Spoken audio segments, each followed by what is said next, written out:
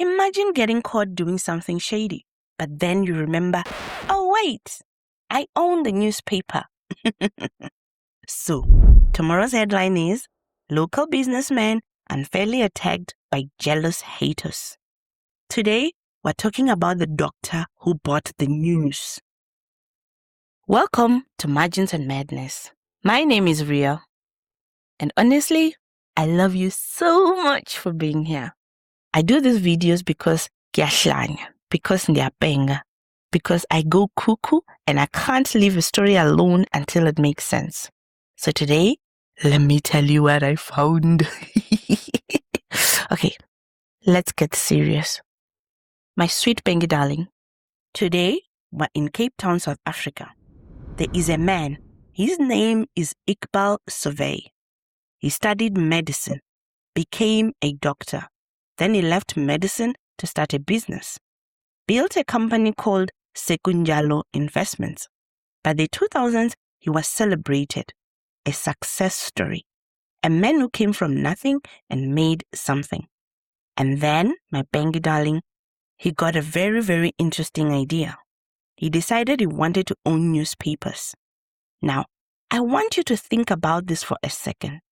Why would a businessman want to own newspapers? Maybe because he loves journalism. Maybe because he believes in press freedom. Maybe because he loves the smell of ink in the morning. Or maybe if you own the newspapers, you can control what the newspapers say about you and about everyone else. Sure, let's get into it. So in 2013, Survé bought a 55% stake in Independent Media, South Africa's second biggest newspaper group. We are talking about the Cape Times, the Saturday Star, and the Sunday Independent. Big names people trusted. Now, here is the first question your Bengi brain should be asking. Where did he get the money? My sweet Bengi darling, he got it from the Public Investment Corporation, the PIC, the entity that manages the pension savings of South Africa's government employees, teachers, nurses, police officers, civil servants, people who spend their whole careers working for this country and trusted their retirement money was safe. The PIC gave Survé a loan to buy the newspapers. And right there, before we even get to the good part, you should already be feeling something in your chest, like when your mechanic calls and says, "Come look at this," before even telling you the price. Because pension money is not venture capital. It is not gambling money. It is not go try something and see what happens money. It is money a 60-year-old nurse is counting on when she can no longer stand on her feet for 12-hour shifts. But okay, fine. A loan is a loan. Let us continue. Now, Survé owns the newspapers, and things start to get interesting. Journalists at Independent Media begin noticing something. Stories that were critical of Survé or his companies, they didn't get published. Stories that praised Survé, front page. Editors who refused to play along, fired. Respected journalists who had built careers over decades, gone. But wait, there is more. Because while all of this is happening with newspapers, Survé has another plan cooking quietly in the background. In 2017, he took a technology company in his group, a company called AO Technology Solutions, and listed it on the JSE. The shares were priced at 43 Rand each. Now, I need you to hear the next part very carefully. AO Technology was valued at 43 Rand a share. But independent analysts looked at this company and said, wait, this valuation makes no sense. The company was actually worth something closer to 700 million in total, not 43 Rand per share. And yet, the same institution managing South Africa's government pension fund invested 4.3 billion in AO Technology at 43 Rand a share. 4.3 billion Rand of pension money in a company that people said was worth nowhere near that. How did this happen? Well, The PAC at the time was run by a man named Dan Matjila. And Dan Matjila and Iqbal Survé were reportedly very, very friendly.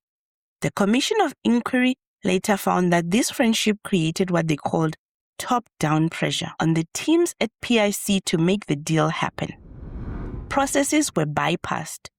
Due diligence was downplayed. The investment was rammed through. And then the AO share price collapsed from 43 Rand to 2 Rand 38 cents. A 94% loss in just over 2 years. My sweet Bengi darling. That means South Africa's government employees, the teachers and nurses and police officers lost approximately 3.7 billion Rand. Can we just sit with that for a moment? And what was happening with all the PIC money while the share price was collapsing? It was moving. The commission found money flowing out of AO into other survey-linked companies, into dividends, into property, including, and I'm not making this part up, 7 luxury apartments in Cape Town's V&A waterfront, purchased by a company owned by Survé and his sisters. A former CEO of one of Survé's companies testified under oath that Survé tried to bribe him with a waterfront apartment in exchange for covering up irregularities in the AO valuation. Now, Survé says all of this is wrong. He says he's the victim of a coordinated attack by banks, rivals, white-owned media, and political enemies who want to shut down the only newspaper group brave enough to tell the truth. His newspapers have published article after article saying this exactly about themselves, written about their own boss. And here is where it gets completely cuckoo for Cocoa Pops for me. The newspapers he owns published stories defending him about his own scandal in his own newspapers. This is like asking the accused to also be the judge. This man basically marked his own paper and gave himself an A. Meanwhile, the nurse is still waiting on her pension to make sense. By 2024, things had gotten so bad that major banks, Absa, FNB, Nedbank, Standard Bank, Investec, all closed their accounts with Survé's companies. All of them. That does not happen by accident, my Bengi darling. Banks close accounts when they do not want to take the risk of being associated with what is happening inside. And independent media, the newspaper group that was supposed to be Survé's crown jewel, was expelled from the Press Council of South Africa. As of 2026, a court ordered Sekunjalo to pay 459 million to a clothing workers' pension fund after finding Survé had misrepresented the terms of the loan contract and failed to repay it. And Iqbal Survé, he's still talking, still giving interviews, still saying he is the victim. His companies are in serious trouble. The banks won't touch him.